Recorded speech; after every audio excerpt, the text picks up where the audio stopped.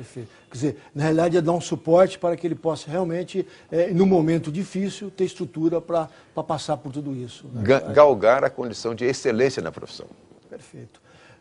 Meus amigos, eu gostaria de falar para vocês um pouco da SEC. A SEC foi criada em 1998 com o objetivo de agrupar as empresas do setor, dando força de representação, transparência e credibilidade junto ao mercado. A ASERC, a Associação Nacional das Empresas de Recuperação de Crédito, veio preencher uma lacuna que existia, ou seja, uma entidade representativa para o setor, trazendo a confiabilidade para as empresas de recuperação de crédito. Procurem a ASERC, filiem-se à ASERC. Engenheiro João Márcio, eu gostaria que o senhor me dissesse para mim o que representa o setor de engenharia no PIB brasileiro. E se há algum recurso para o CREA melhorar a questão do ensino de engenharia voltada para os cursos no Brasil. Não basta eu citar aqui um percentual do PIB que ocupa a engenharia. Vamos fazer diferente. Vamos levar o nosso audiente a raciocinar conosco e observar. Veja esse ambiente. Tudo aqui é engenharia. Você sai na rua, pega o seu carro, é engenharia. Você sai na rua, engenharia. Estrada, engenharia. Aeroportos, engenharia. O que no mundo ocidental não é engenharia? Só os serviços de saúde, os serviços de advocacia, os serviços de forma geral, mas que ocupam os instrumentos da engenharia. Lá no escritório de advocacia, tem lá o computador, que é engenharia. Tem lá o escritório, que é engenharia. Na sala de cirurgia, também, tem uma mesma coisa. Que é engenharia. O hospital é engenharia. Né? O centro cirúrgico, a lavanderia. Né? Ou seja, ela está no PIB de um modo total. Eu posso te afirmar uma coisa. Na minha apreciação, é 80% do PIB é engenharia. Da forma como o senhor colocou, exemplo, acho que até mais. Né? Você veja bem, você vai lá, pega a agricultura. Está lá o engenheiro agrônomo. Verdade. Ele está com um trator. O que é? Engenharia mecânica. E produziu o trator. Opera, é agricultura. Né? Põe a semente. Pega o agronegócio. Né? Ou seja, então é uma profissão muitíssimo importante para ficar, tá certo, atrasada no seu caráter institucional, como está até hoje o CREA. Tá certo. Merece um apoio maior e muito mais incisivo no sentido de valorizar o profissional. Uma dedicação de todos os engenheiros, todos os profissionais, para essa mudança que nós temos que operar. E veja você, eu faço questão de ressaltar que o movimento Recriar o CREA não é movimento de oposição, tá certo? Ele poderá vir a apoiar um candidato pela oposição. Se a situação não compreender que é um momento importante no Brasil hoje fazer essa adaptação. Mas o que nós propomos tem nada a ver com os atuais dirigentes lá. Entendo. Nossa proposta é institucional, para voltar à profissão para as necessidades do país e do mundo hoje. Hoje. Se nós ocupamos 80% do PIB, tudo aquilo que nós revolucionarmos na produtividade, nós estamos fazendo no país como um todo. Na realidade, o Recriar o CREA é valorizar o engenheiro no sentido literal da palavra, ou seja, ele está em todo o segmento da sociedade brasileira. Exatamente. Então ele merece uma atenção melhor e ninguém mais do que o CREA para poder trabalhar essa ideia, não é isso? Exatamente, porque foi o órgão que foi criado para regulamentar a profissão.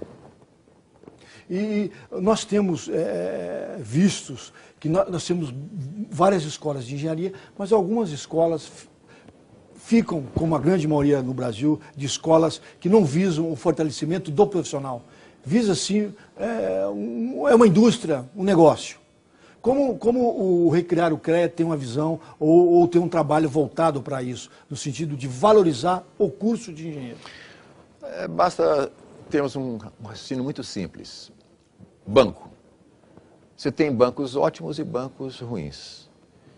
E o governo tem que estar fiscalizando todos. Né? Se você for no Bradesco, lá na Cidade de Deus, lá existe reservado lugar para 12 carros, que são para funcionários do Banco Central, que todos os dias vão ali para fiscalizar. O Banco Central exerce uma fiscalização muito grande sobre todas as atividades financeiras. Verdade. Assim tem que ser em todos os setores. Quando, por exemplo, o Estado concede a uma construtora ao exercício dessas concessões rodoviárias, mas o Estado não pode eximir-se da fiscalização, do acompanhamento. Da mesma forma são as escolas de engenharia. O Estado tem que acompanhar o desenvolvimento dessas entidades, instituições, a produção delas, a estrutura delas. Vou lhe dar um exemplo. Eu estudei na Inglaterra em 1971 e lá, juntamente com o curso que eu fazia na Bolsa de Estudos, eu fazia um curso de inglês à noite. Eram 2 noites por semana que eu dedicava a estudar, me aprofundar no inglês. Cada 15 dias entrava um senhor, sempre diferente, e um senhor assentava junto conosco como alunos e ficava observando a qualidade do ensino ministrado pelo professor. E tratava-se de uma escola particular, não é uma escola de governo. Ou seja, você tem que acompanhar. Tudo na vida você tem que acompanhar, fiscalizar, verificar, comprovar. Por quê? Porque se foi dada a concessão para abrir uma escola de engenharia, não basta dar a concessão. É preciso verificar se eles fazem jus àquela concessão dada. Engenheiro, ao longo do nosso bate-papo, eu já percebi algumas diferenças do movimento com relação ao grupo dirigente hoje do CREA. Mas eu gostaria que o senhor pudesse trazer ainda algumas outras diferenças entre o Recriar e o grupo dirigente do CREA hoje. Olha, basicamente, você há de compreender o seguinte, que as pessoas que ocupam os cargos, normalmente eles foram eleitos naquela filosofia e se acomodaram também àquela filosofia. Então, por mais que hoje os profissionais estejam descontentes, eles nem sempre conseguem ser sensíveis a essa manifestação. Então, o que nos distingue hoje, basicamente, é que nós estamos ouvindo as pessoas. Nos chegam as informações. Nós estamos, de certa forma, representando essa insatisfação.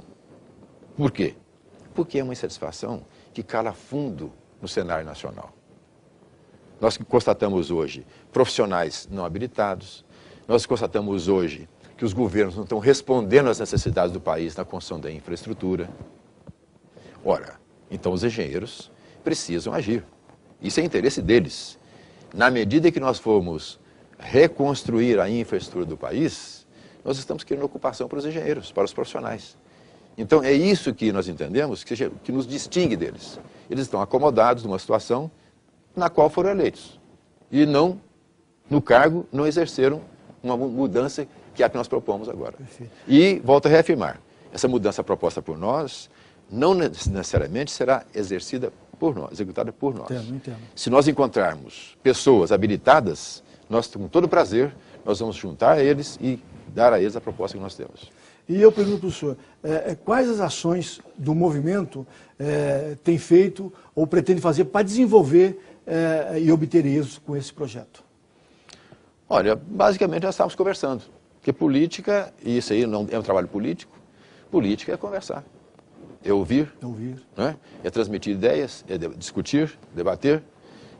Nenhuma tese caminha quando você não a expõe para ser criticada e você possa defendê-la.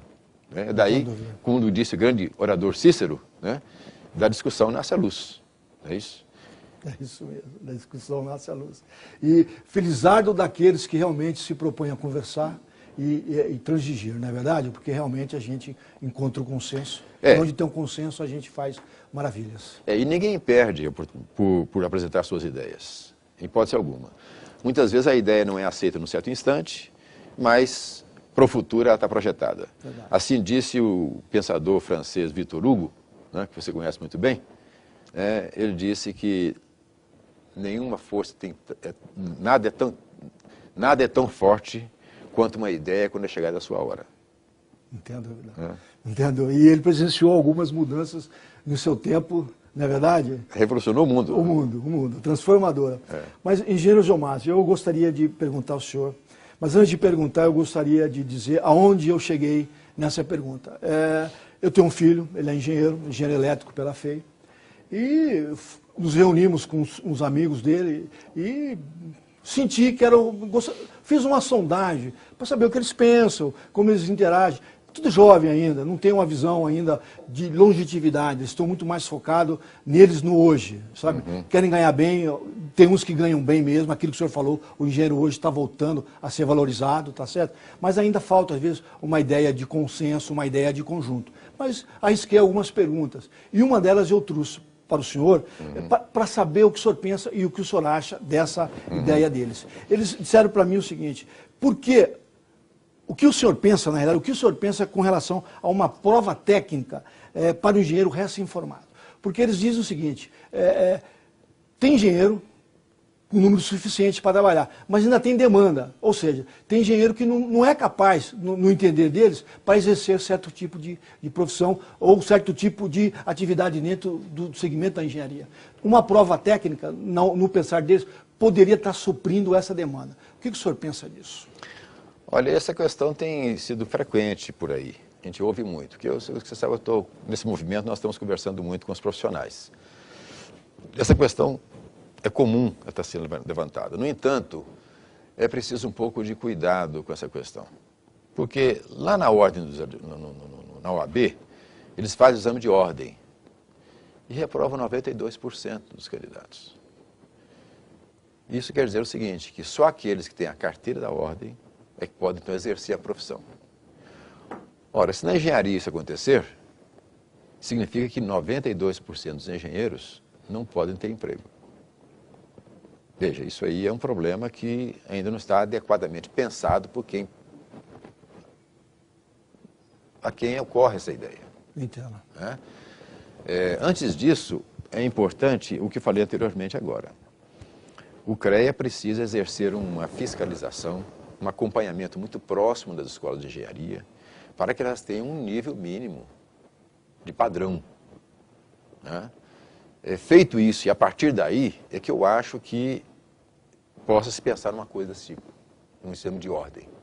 Até porque, exigido um certo padrão, e o Ministério da Educação não mais conceder àquela faculdade o direito de ensinar engenharia, pelo fato de não atingir o padrão, já nem precisa mais da prova técnica.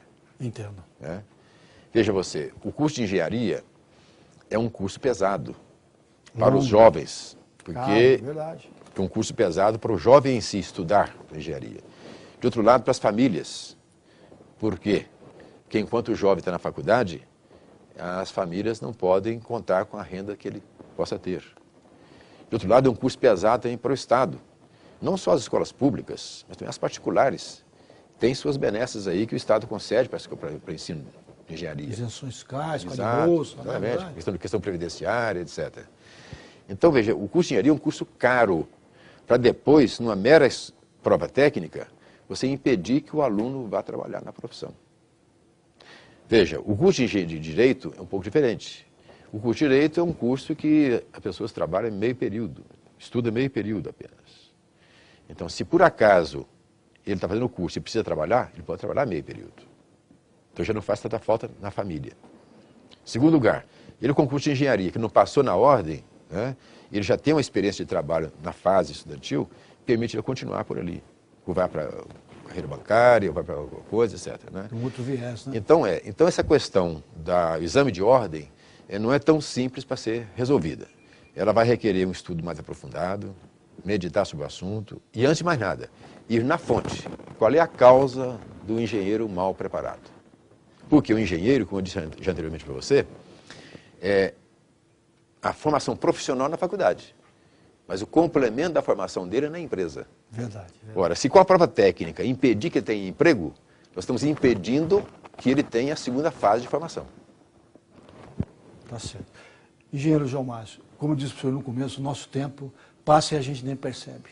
Chegamos ao fim do nosso programa. Mais uma vez, meu muito obrigado. Chegamos ao término de mais um programa Negócios, Dívidas e Cidadania. Amigos, lembro a vocês, esse programa e os anteriores podem ser vistos no nosso site www.acerc.org.br. Até o próximo programa. Meu muito obrigado. Um forte abraço a todos vocês.